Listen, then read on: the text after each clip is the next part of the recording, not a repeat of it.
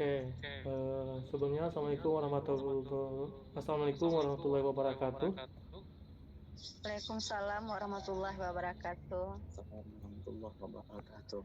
Oke, ini kita tweet yang kedua dengan saya ya, dan tweet ketiga untuk mata kuliah manajemen rantai pasok agribisnis.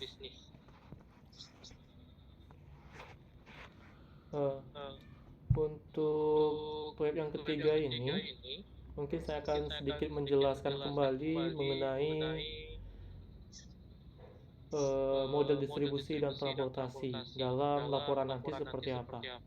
Nggak terlalu panjang ya, nanti akan saya sampaikan sedetail mungkin biar kita bisa beraktivitas di hari libur ini.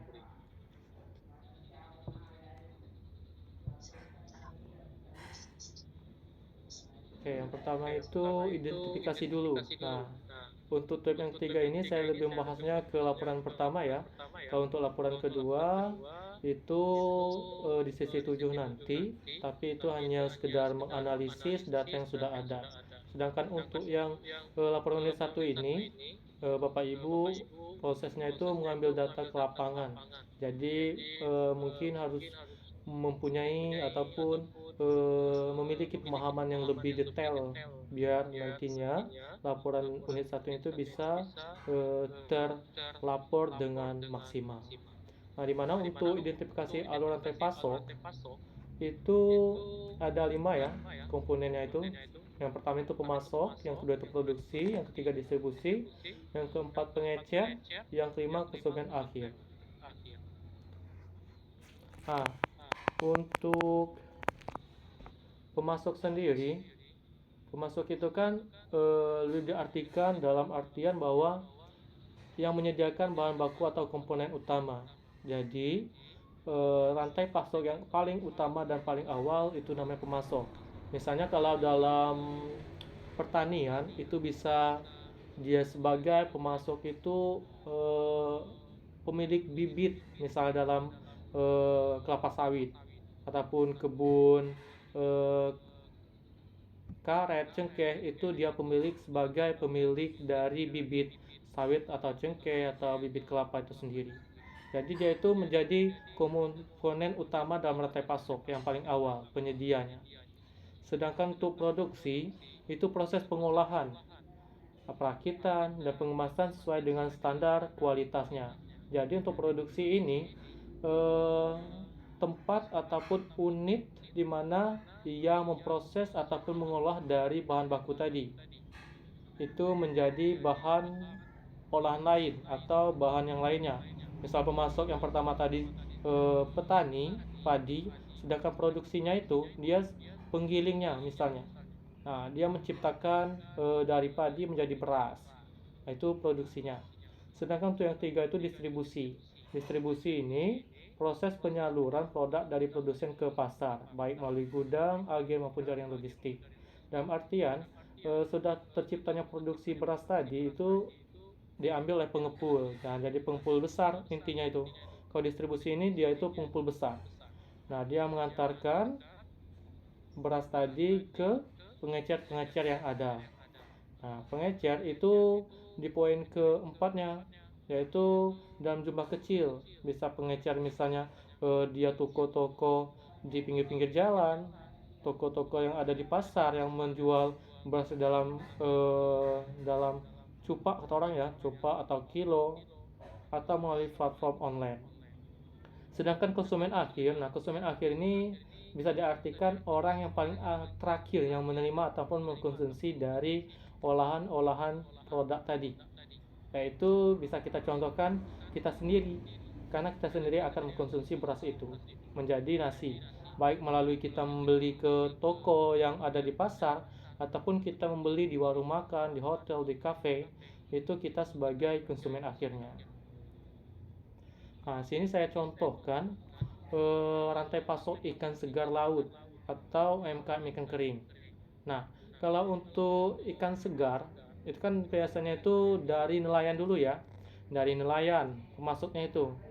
Nelayan itu dalam artian nelayan yang mengambil ataupun dia nantinya akan menjualkan ataupun memperoleh ikan segar. Nah, dari nelayan nanti yang sudah melaut dan menghasilkan jenis ikan yang berbeda-beda, itu mungkin akan disortir, di mana akan melalui produksi itu akan diambil ikan yang lebih bagus nih, misalnya kan ada juga ikan asin yang tenggiri, ikan gebur. Nah, itu tergantung dari UMKM yang ada. Nah, produksi ini dari pemasok nelayan tadi melalui ke produksi tahap keduanya, yaitu UMKM ikan kering atau ikan asinnya. Nah, UMKM inilah yang akan mensortir dari jenis-jenis ikan tadi. Dia yang akan membersihkan, melakukan penjemuran, penggaraman, dan pengemasan ikan. Nah, terciptalah adalah pengolahan dari ikan segar menjadi ikan asin ataupun ikan kering. Nah, dengan ada pengolahan tadi itu akan menciptakan nilai tambah dari suatu produk. Itu gunanya dari rantai pasok. Rantai pasok itu adanya pengolahan tadi. Walaupun tidak ada pengolahan, tapi tidak ada turunannya. Nah, untuk pemasok tadi, nelayan itu kan banyak tuh. Dan nelayan A, B, C, dan seterusnya. Untuk produksinya juga MKN-nya mungkin ada beberapa, dan mereka mengambil dari beberapa nelayan tadi. Nah, sudah dilakukan pengeringan dan penjemuran sehingga proses terakhirnya itu misalnya pengemasan, dikasih label dan lain-lain. Nah, masuklah distribusi. Nah, distribusi tadi itu sebagai pedagang pengepul atau jasa ekspedisi. Nah, distribusi tadilah ataupun agen pengepul yang mengambil sebagian secara keseluruhan ataupun 50% dari UMKM ikan kering asin. Dia mengambil hasilnya itu untuk dia jualkan kembali ke pengecer-pengecer yang ada. Nah, pengecer nanti bisa ngambil langsung ke produksi ataupun dia mengambil ke bagian distribusinya atau pengepulnya. Nah, kalau dia mengambil ke bagian pengepul, jadinya pengecernya itu misalnya di bagian pasar tradisional. Nah, mungkin Bapak Ibu sering juga melihat bahwa banyak pedagang-pedagang di pasar-pasar tradisional itu banyak menjualkan ikan asin dalam skala kecil biasanya, nggak terlalu banyak. Atau platform online misalnya dari Shopee ataupun Facebook ataupun yang berjenis dengan sosial media. Nah, sehingga setelah melewati dari orang-orang yang berjual di pasar tadi atau toko-toko oleh-oleh ataupun platform online, itu kita sebagai konsumen akhir, yaitu kita sendiri, rumah tangga atau sebagian oleh-oleh, kita yang akan mengkonsumsi dari ikan kering asin tadi. Tetapi kalau rantai pasok itu misalnya bisa juga dari pemasok ya, dari nelayan langsung dia menjual ke rumah tangga. Bisa juga ataupun dari pemasok dia menjualnya ke distribusi tanpa adanya pengolahan, yaitu menjadi ikan kering. Ataupun dari pemasok melewati produksi udah tuh langsung ke pengecer, langsung ke konsumen akhir. Jadi sebenarnya rantai pasok itu memiliki berbagai arah produksinya, arah rantainya. Bisa pemasok ke konsumen terakhir langsung bisa, ataupun melalui step yang ada nih tadi. Nah, nanti Bapak Ibu sebenarnya nggak usah terlalu banyak, misalnya Bapak Ibu mewawancarai misalnya ke nelayan 1, 2, 3, cukup satu aja. Satu minimal ya, atau lebih banyak lebih juga bagus. Ya, tapi untuk sebagai laporan unit 1 kita, sedikit pun nggak apa-apa. Karena kita hanya sekedar kita hanya ingin mengetahui bagaimana rantai pasok dengan produk yang sudah Bapak Ibu pilih sendiri.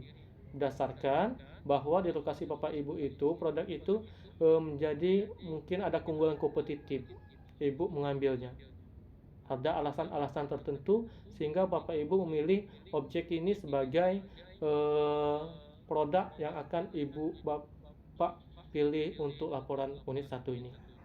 Ini untuk ikan kering asin ya. Nah, yang kedua ini rantai pasok padi atau beras. Nah, pemasoknya itu kalau untuk padi itu biasanya itu dari toko pertanian, yaitu dari mulai bibit, pupuk. Nah, biasa itu dapatnya itu dari toko pertanian, itu sebagai pemasok awal. Itu kalau dia sebagai padi ya, untuk rantai pasok padinya. Nah, pemasoknya itu dari toko pertanian karena dia menyediakan bahan bibit ataupun bahan input dari pertanian. Nah, untuk produksinya itu petani. Kenapa petani? Karena dia akan mengelola dari bibit-bibit tadi atau benih itu oleh petani. Petani akan mengolah dari proses penanaman sampai hingga akhirnya itu panen, menjadilah butir-butir padi. Nah, dari butir-butir padi tadi, petani akan melakukan penggilingan atau melalui distributornya, distribusi. Nah, bisa juga dari petani sendiri yang punya penggilingan atau dia menjualkan ke distributor atau distribusinya itu yaitu penggilingan padi. Nah, sehingga ada penggiling padi tadi itu mungkin ada penggiling padi langsung dia sebagai pengepul. Nah, eh, setelah itu setelah penggilingan tadi akan dilakukan adanya penjualan ke toko-toko kecil. Nah, itu pengecer. Nah, bisa toko beras, minimarket atau pasar tradisional. Nah, dengan adanya proses dari penggilingan atau distribusi ke pengecer yaitu toko beras, minimarket atau pasar tradisional, itu jualkan kembali konsumen akhir yaitu rumah tangga, restoran, hotel dan industri makanan. Seperti itu. Nah, untuk Ibu Fitri bisa di mute dulu zoomnya ya Bu. Oh ya, itu untuk padi ya. Kalau untuk beras nanti beda lagi dia. Kalau beras dia pemasoknya itu petani padi langsung. Nah, untuk produksinya itu dia sebagai penggiling. Nah, untuk distributor dia sebagai pengepul, untuk pengecernya masih sama, konsumen akhirnya masih sama. Kenapa berbeda untuk rantai pasok padi sama beras? Kalau rantai pasok padi itu dia langsung ke pertaniannya, produksinya itu sebagai petaninya. Kalau beras dia penggilingnya, pengolahannya itu. Jadi kalau padi pemasok utama itu ataupun pemasok pertama itu dari toko pertanian penyedia bibit-bibit. Sedangkan untuk beras pemasok utama itu petani karena dia akan memperoleh hasil paninya. Contoh yang ketiga ya, untuk rantai pasok kelapa. Pemasoknya itu petani kelapa, produksinya itu bisa pabrik karena menciptakan misalnya jelly ataupun ada olahan yang lainnya. Itu nanti ke distribusi, ke bagian pengumpul besar ataupun distributor yang melakukan transportasi dari setiap daerah mungkin diecerkan ke toko, pasar, supermarket. Konsumen akhirnya itu kita sendiri. Mungkin untuk setiap rantai pasok itu hampir sama untuk prosesnya. Yang penting ada pemasok, produksi, distribusi, pengecer dan konsumen akhir. Nah, kalau sudah ada dari 5 item ini itu sudah maksimal untuk rantai pasok yang ada. Nah, kalau ini rantai pasok ternak belut. Pemasoknya itu penyedia ya, penyedia bibit belut. Kalau ternak belut itu produksinya itu peternaknya, kalau produksi dia sebagai pengolahnya. Dari pemasok tadi bibitnya itu diproduksi oleh peternak belutnya, distribusinya itu pengepul atau distributor, bisa langsung dijual secara besar, secara segar, ataupun dia mengolah jadi keripik, misalnya keripik belut, UMKM keripik belut. Nah, setelah itu dia pengecer, pedagang besar bisa juga, dan rumah makan khas belutnya, konsumen akhir, rumah tangga atau wisatawan kuliner. Nah, ini untuk keripik belut. Nah, pemasoknya itu dari ini, pemasoknya itu dari ini, peternaknya. Kalau tadi untuk pemasoknya itu dari petani penyedia belut, sedangkan untuk keripiknya itu pemasoknya itu langsung dari peternaknya. Itu yang bedanya.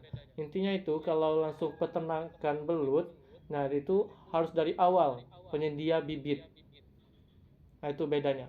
Kalau sudah kita mau melihat dari rantai pasok keripik belutnya, berarti pemasok pertama itu sebagai peternak belutnya, karena dia menyediakan yang pertama untuk proses pengolahan yang tahap 2. Produksinya itu keripik belut atau MKM-nya, distribusinya itu masih ini ya, ke pengepul besarnya, sedang pengecernya itu toko online dan konsumen akhirnya itu masyarakat. Oke, untuk selanjutnya itu mengenai konsep model distribusi. Kan ada dari poin-poin yang sudah Bapak Ibu baca pada panduan praktek, itu kan bisa menyimpulkan bahwa eh, model distribusi apa sih yang terjadi pada laporan Bapak Ibu nantinya. Itu ada 5 ya, pengiriman langsung melalui produk transit, distribusi produk melalui keagenan distributor, distribusi melalui pendekatan produk ke konsumen melalui penyimpanan distributor, atau distribusi dan pengambilan langsung oleh konsumen. Nah, sini saya menjelaskan sedikit ya konsep modelnya itu. Nanti bisa Ibu simpulkan dari rantai pasok yang sudah Bapak Ibu teliti. Nah, itu untuk pengiriman langsungnya itu seperti apa? Nah, misalnya nih, untuk laporan Bapak Ibu nanti rantai pasoknya itu pada pengiriman langsung, dalam artian dari petani itu dia langsung mengirimkan ke konsumen akhir. Itu dinamakan drop shipping. Nah, pengiriman secara langsung dari petani ke konsumen akhir yaitu kita sendiri sebagai masyarakat ataupun rumah tangga. Nah, yang kedua, pengiriman langsung melalui produk transit, direct shipping and in transit merge. Nah, itu produk dari beberapa produsen digabung selama proses pengiriman. Dalam artian misalnya nih, dari petani A, B, C, D itu digabung dalam satu tempat dulu. Nanti dikirim langsung ke pelanggan ataupun konsumennya. Siapa yang akan beli. Jadi dikumpul dulu. Dalam artian kalau untuk pengiriman langsung melalui produk transit ini dia akan mengefisiensikan biaya transportasi. Kenapa? Karena dia akan mengumpulkan keseluruhan tadi. Jadi nggak satu dikirim dulu nanti yang lain, tapi secara keseluruhan dikirim. Nah, yang ketiga ya, distribusi produk melalui keagenan distributor. Nah, produk disimpan dalam suatu gudang lalu dikirim ke pelanggan melalui jasa pengiriman. Ini hampir sama ya sama nomor 2 tadi, tapi sini ada melalui transit karena disimpan dulu ataupun digabung dulu baru dikirim. Kalau ini disimpan dulu dalam gudang, nanti kalau sudah ada yang mau beli baru dikirim. Seperti itu. Yang keempat, distribusi melalui pendekatan produk ke konsumen. Distributor stock with last mile delivery. Distributor penyimpan produk dan mengantarkan langsung ke rumah pelanggan. Dia itu menyimpan kan, distributornya. Pengumpulnya tadi menyimpan produk. Nah, setelah menyimpannya sesuai dengan sudah dipesan oleh konsumen, itu langsung diantarkan. Nah, sedangkan kelima itu distribusi dengan pengambilan langsung oleh konsumen. Itu disebut dengan customer pick up ya. Ini kalau nggak salah ada di tugas 1 kemarin untuk distributor start with last mile delivery sama customer pick up kalau nggak salah. Nah, kalau untuk yang 5 ini produk itu disimpan di gudang ataupun distributornya itu nanti kalau ada yang mau beli dari konsumen akhirnya itu sendiri yang menghampiri untuk mengambil seperti itu. Nah, mungkin itu ya hanya singkat saja yang saya sampaikan untuk memahami kembali seperti apa rantai pasok nantinya. Mungkin dari Bapak Ibu sendiri nih untuk selanjutnya ini ada yang mau di-sharingkan ataupun ada yang mau didiskusikan apa sih kendala ataupun masih belum dipahami mengenai distributor nantinya ataupun selama ke lapangan itu seperti apa. Mungkin ada dari Bapak Ibu juga sudah melakukan praktek ke lapangan dan masih bingung untuk membuat laporan itu seperti apa. Untuk Bapak Ibu sendiri ada yang mau disampaikan? Mau di-sharingkan ataupun ditanyakan boleh nih. Izin Bapak, Assalamualaikum. Ya Bu, silakan. Izin Bapak, saya memang belum paham nih Pak masalahnya. Ya. Pak boleh minta contoh proposalnya Pak? Untuk proposalnya itu nanti saya coba tanya sama ini dulu ya. Sebabnya kan mata kuliah baru, jadi mungkin dari Bapak Ibu sendiri yang baru memprosesnya seperti itu. Nanti saya coba tanya juga ya, atau ke teman-teman yang lain mungkin ada laporan yang udah terkhusus. Nanti kalau sudah ada saya kirim juga nanti. Oh, mungkin dari yang lain ada, Bu? Siap Pak, tidak cuma itu aja Pak. Itulah baru kendalanya. Memang belum paham sama sekali Pak. Oke. Segerakan ya, Bu ya. Setidaknya sudah tahu objek atau produk yang akan dijadikan sebagai laporannya. Nanti kalau sudah tahu produknya, nanti kita juga tahu apa judulnya dan bisa proses untuk pengambilan data dengan adanya kuesioner ataupun pertanyaan-pertanyaan sesuai dengan buku penuntun kemarin. Panduan itu sudah ada menyimpulkan pertanyaan dari pemasok sampai konsumen akhir, dan juga ada aliran dari aliran barang, informasi, keuangan dan lainnya, ada semua di sana. Ya, Bu ya. Siap Pak. Iya. Oke, Pak Dimas ada yang mau ditanyakan, Pak? Assalamualaikum warahmatullahi wabarakatuh. Waalaikumsalam. Ya, silakan Pak Dimas. Nah, kebetulan saya itu ngambilnya itu rantai pasok ada sayuran, Oh ya. petani sayuran, Pak. Hmm. Nah, itu setiap sesi itu harus ada fotonya, Kak, Pak. Jadi misal kita ke toko pertanian, kita harus foto di situ. Terus ke petani, oh ini petani yang kita datangi itu, misal petani kangkung. Ah ya. Gitu. Oke. Apakah setiap itu harus ada sesi fotonya, Bapak? Oh ya. Atau hanya wawancara seperti biasa saja? Oke. Untuk memaksimalkan dari apa yang sudah Bapak Ibu lakukan di lapangan, itu sebenarnya kami melakukan adanya dokumentasi baik berupa foto ataupun video itu untuk melihat originalitas ataupun benar nggak Bapak Ibu sendiri yang ngambil data seperti itu. Di sini sudah juga disampaikan sama web yang pertama kedua kemarin bahwa kita melakukan dokumentasi ataupun video pada setiap sesinya. Nah, nanti Bapak Ibu bisa menggabungkan antar foto ataupun video dari pemasok, data produksi, distribusi, pengecer dan konsumen akhir tadi yang setelah dilakukan wawancara. Itu nggak panjang ya Bapak Ibu ya. Cukup maksimalnya itu keseluruhan itu 5 menit. Jadi cukup foto sedikit atau video sedikit, nanti digabung-gabung. Dan ini wajib ya Bu ya, ya Bapak, Pak Dimas, untuk setiap tahun itu harus di video. Berarti diupload di YouTube, Bapak ya? Nanti boleh diupload ke YouTube ataupun nanti bisa diupload di Google Drive. Nanti dikirim saja linknya. Oh, siap. Ya, kalaupun misalnya nggak dikirim link via chatnya itu, pas di laporan nanti di lampirannya itu cukup sediakan aja. Misalnya itu lampiran ketiga, misalkan lampiran ketiga video dokumentasi praktek usaha apa tuh, misal UMKM ikan kering. Nanti di bawahnya itu cukup diletakkan saja link yang bersangkutan, baik link Google Drive-nya tadi ataupun link pada YouTube-nya, biar nanti kami sendiri yang akan mengakses ke link tersebut. Nah, seperti itu Pak Dimas. Siap Bapak, terima kasih. Oke, makasih kembali. Berarti Pak Dimas sudah ini ya, sudah ke lapangan ya?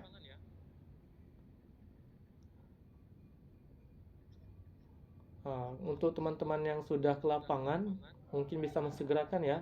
Mungkin waktunya terbatas juga, biar nanti enggak terlalu mendesak di akhir-akhir Bapak Ibu menyelesaikan laporannya, dan nanti bisa mengganggu aktivitasnya yang lainnya. Jadi bertahap aja. Misalnya hari ini membuat latar belakangnya dulu, besok membuat bagian bab 2-nya. Jadi sudah bertahap dan tidak menumpuk pekerjaannya dan tidak mengganggu pekerjaan yang lainnya, seperti itu. Dari Bapak Ibu yang lain ada yang mau di sharing kembali atau maupun mau ditanyakan? Izin Bapak, saya keluar dulu Pak, mau ngantar anak Pak sekolah. Oh ya, silakan Bu. Iya. Iya, kembali. Waalaikumsalam. Yang lain gimana? Ada yang mau didiskusikan, di-sharingkan?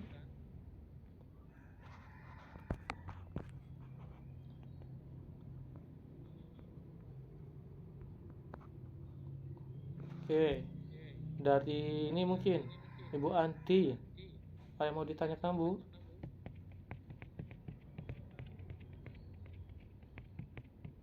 Kayaknya Ibu Oh ya, silakan. Mungkin di ini dulu suaranya. Unmute dulu. Ya, Pak. Oh ya. Izin bertanya, Pak. Oh ya, silakan Bu. Ya, Pak, saya kemarin Pak kan nggak ikut Zoom, Pak. Oh ya. Kebetulan ada musibah keluarga, Pak. Hmm. Meninggal nenek. Jadi Innalillahi. nggak sempat ini. Jadi kan saya nggak tahu ini, Pak, prosedur gimana ini tentang praktek. Oh ya. Untuk itu Ibu, kami kan nanti ada saya share kembali ya Bu ya. Kemarin itu saya ada merekam untuk web yang kedua itu untuk langkah-langkahnya dari pembuatan dari kita praktek ya, dari lapangan seperti apa, sudah itu laporannya nanti seperti apa, hasil akhirnya juga seperti apa, sudah saya rekam kemarin pas web. Nanti saya kirimkan kembali Bu. Ibu sudah gabung di grup WA-nya atau gimana?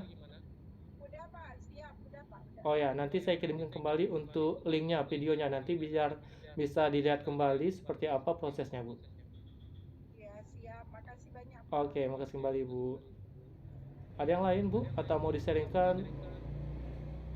Dari Bu Bariza tadi udah ada produk ataupun objek yang mau dilakukan prakteknya? Ini Pak, rencana Pak padi, Pak. Padi. Karena ini di sini kan, Hmm. ya. Oke, kalau padi kan sama seperti yang saya buat contoh tadi Bu ya. Ya, Hmm. siap, Pak. Siap. Itu bisa dicontoh. Itu memang dari yang Bapak kasih contoh kayak gitu, Pak ya. Oh ya, benar. Jadi rantai pasoknya itu kalau petani dari objeknya itu padi, berarti rantai pasok produk padi di kabupaten mana nih? Seperti itu kan Bu ya? Iya, Aceh, Pak. Aceh. Barat Daya. Nah itu berarti analisis rantai pasok petani padi di Kabupaten Aceh, misalnya kayak gitu ya. Jadi diwawancari dari proses pemasok, yaitu toko pertanian ya, karena penyedia bibit.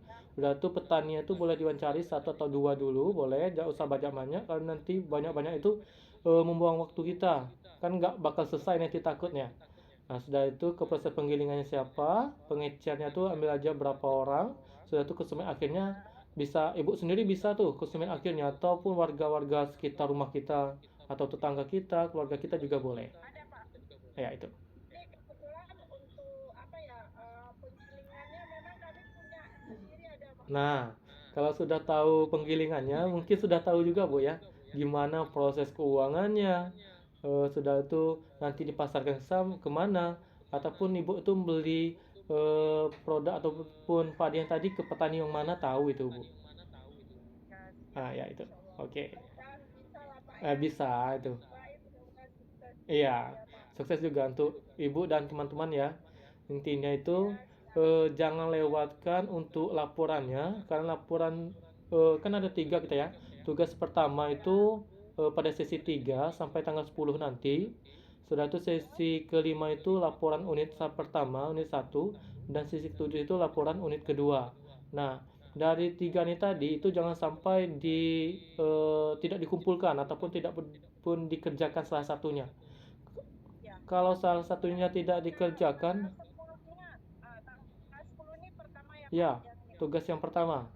Nanti kalau salah satunya nggak dikerjakan, otomatis Bapak Ibu nggak akan lulus untuk mata kuliah ini. Nah, itu. Yang lain ada Bu? Oke, cukup ya Bu Bariza ya. Ya, Pak. Siap, insyaallah. Oke, ya, siap. Untuk Bapak Ibu yang lainnya, ada yang mau di-sharingkan ataupun mau ditanyakan?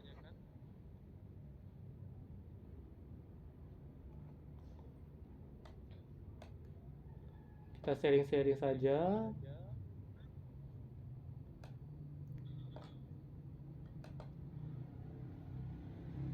Untuk manajemen rantai pasok ini, dia itu mata kuliahnya baru, jadi masih untuk lapor-laporannya itu mungkin masih diproseskan ya. Tapi kalau saya itu ada juga laporan tapi mengenai tata niaga dia. Hampir sama sih, tata niaga itu tata niaga rantai pasok juga.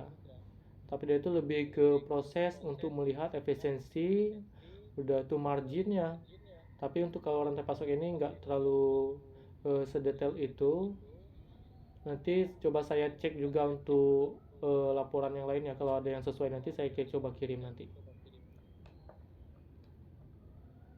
Itu Bapak Ibu yang lain ada yang mau di-sharingkan atau mau disampaikan ya?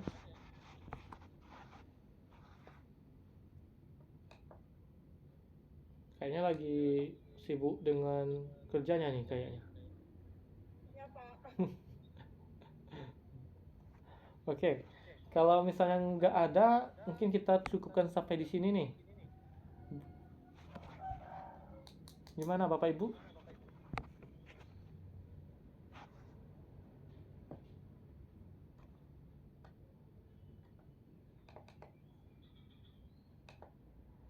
Ayo, gimana? Ada yang mau disampaikan atau di-sharingkan?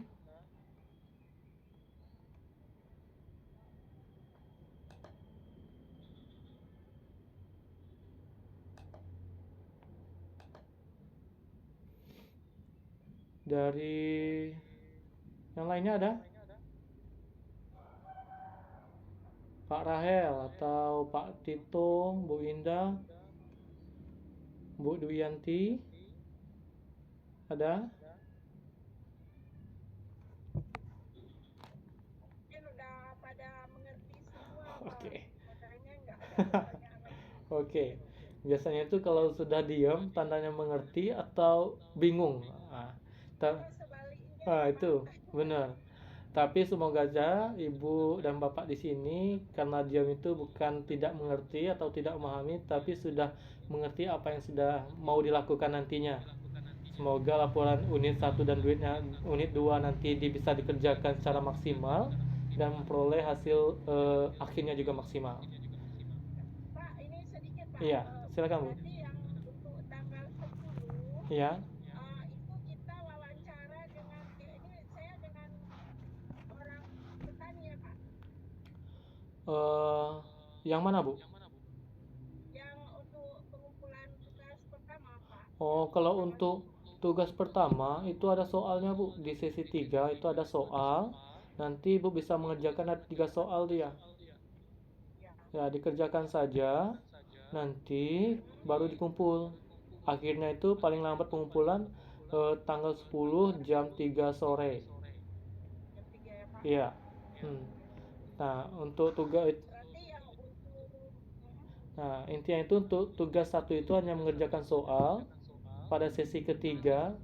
Nah, sedangkan untuk laporan unit 1, Bapak Ibu melakukan pengambilan data ke lapangan, mengerjakan laporannya. Setelah itu pada sesi ke-7, laporan unit 2 itu ada data. Nah, data itu nanti Bapak Ibu analisis membuat laporannya. Gitu. Nah, untuk sekarang kerjakan dulu untuk tugasnya. Yang belum mengerjakan tugas 1 silakan dikerjakan. Sekalian nyicil untuk laporan 1 dan 2-nya. Dari Pak Maulana nih mungkin ada. Kayaknya ada tuh kayaknya. Gimana Pak Maulana? Enggak Pak, saya sudah kemarin sudah melaksanakan praktek kok. Oh, sudah ya? Oke. Berarti kalau sudah melaksanakan praktek, semoga sudah masuk ke laporan ya. Siap Pak. Oke, sip. Sudah merancang ini Pak. Oh, sip. Mantap. Yang lainnya ada? Sebelum kita akhiri.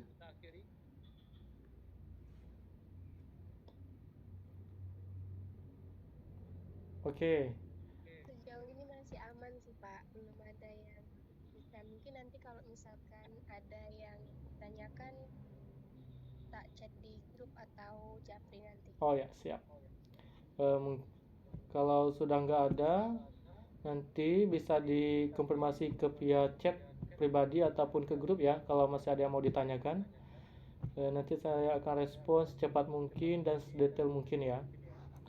Siap Pak. Oke, makasih kembali. Mungkin minta tolong Bapak Ibu bisa di-on dulu videonya, saya mau dokumentasikan. Bentar saya macak dulu Pak biar ganteng. Oke. Pertama kan ganteng ya, ganteng dan cantik kalau sudah untuk menampilkan muka atau tubuh ya. Biar dilihat itu. Jangan-jangan ada yang belum mandi nih kayaknya pagi-pagi nih. Saya Benar. sekolah. Itu. Oke, intinya semoga beraktivitasnya lancar ya. Amin amin Pak. Iya. Minta doanya ya Pak. Iya, selalu nih Bu. Semangat Bu, semangat. Semangat itu bisa ya. Semangat Ibu. Yang lainnya bisa di on dulu. Oke, kalau ada yang nggak bisa nggak apa-apa ya. Mungkin lagi di tempat kerja yang nggak boleh di on-kan videonya ya. Mungkin saya hitung 1, ambil posisinya ya, posisi yang paling cantik dan paling ganteng untuk Bapak Ibu semuanya nih. 1, 2, 3. Oke. Sekali lagi mungkin tangannya bisa nih, acungkan jempolnya. Mungkin ini tweet yang terakhir saya menyampaikan secara Zoom. Dan lainnya mungkin secara online aja ya, secara dalam artian via chat aja mungkin nantinya. Ya. Oke, 1, 2, 3. Oke. Mungkin terima kasih ya Bapak Ibu sudah hadir pada Zoom yang pertama, kedua, dan ketiga. Untuk yang selanjutnya, semoga laporan dan tugas dan aktivitas yang lainnya bisa lancar, nantinya mendapat hasil yang maksimal. Mungkin kalau ada salah dari saya mohon maaf. Pada Allah saya juga mohon ampun. Saya akhiri, wabillahi taufiq wal hidayah. Wassalamualaikum warahmatullahi wabarakatuh.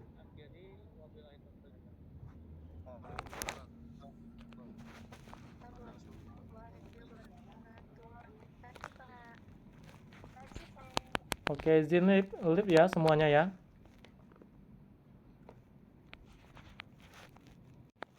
Iya Pak. Oke.